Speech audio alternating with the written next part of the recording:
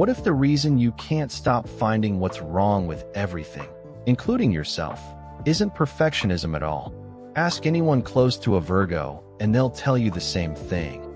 It was never really about being critical. It was about making sure nothing you loved ever got ruined. If you're a Virgo, you've heard it your whole life. You're so hard on yourself. Why does everything have to be perfect? Can't you just relax and let it be good enough? People joke about the checklists, the noticing every flaw in the room, the way you fix things nobody else even saw were broken. But underneath the joke is something people rarely ask about.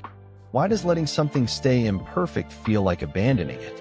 Why does resting before the job is flawless feel like a kind of failure? Here's the truth nobody says out loud. That endless fixing isn't nitpicking for its own sake. It's protection, built early and built well.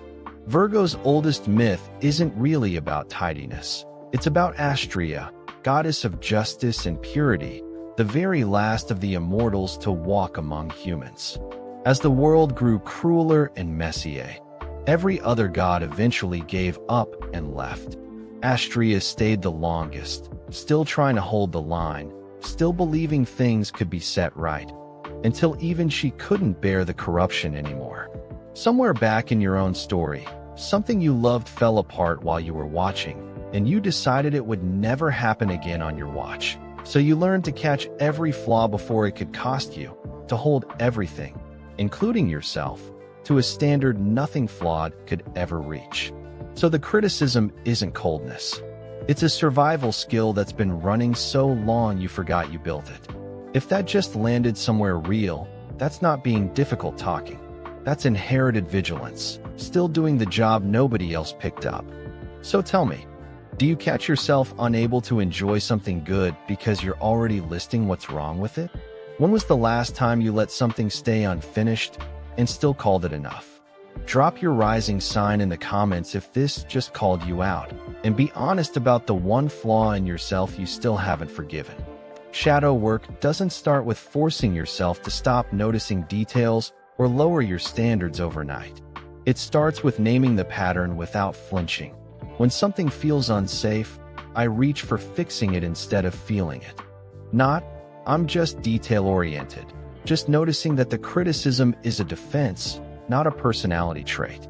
That's the whole first step, and most Virgo signs skip it entirely, because letting something stay flawed has always felt like the thing that gets it taken away, even when the fixing is what's actually exhausting you.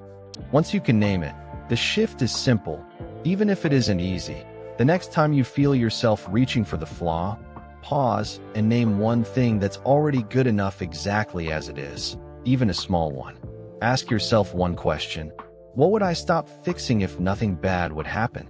Most of the time, if you're honest, there's a real answer waiting and nothing falls apart. That one sentence is where the old vigilance finally meets a choice it never used to have. Think about the Virgo who finally showed her partner the unfinished draft instead of the polished version she always waited for.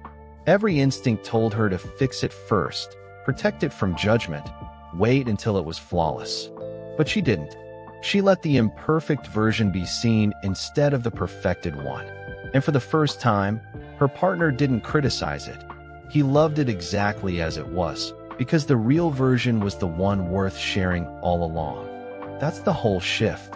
The same relentless instinct that used to leave you exhausted by everyone's standards and truly at peace with nothing becomes the thing that lets you choose when to polish instead of polishing by default. The care that used to run the show becomes a gift you offer on purpose, not a standard you can't put down.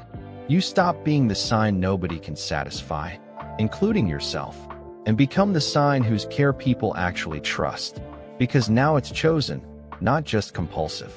If you're a Virgo, or you love one who quietly fixes everything and never asks for the same care back, follow along, because this is only the next chapter in the Shadow Work series.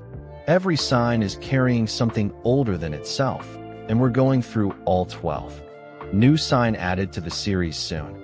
Follow so you don't miss the next one, and drop a comment if you want your rising sign covered next.